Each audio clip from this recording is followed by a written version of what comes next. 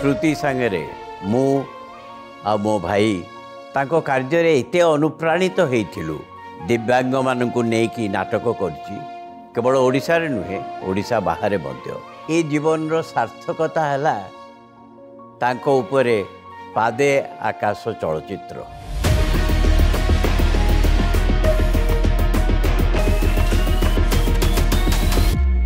गोटे छोट दुर्घटना ताकू गोटे नुआ रास्ता आणला दिव्यांग मानक पई बड़ चाकरी छाड़ी अंजलि प्रेरणा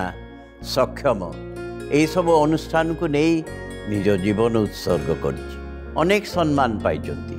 देश रे विदेश रे जेतबेले देखिबे ये चलचित्र पादे आकाश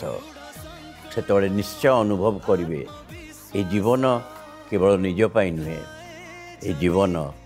अन्य पाई मध्य मिल जाए पादे आकाश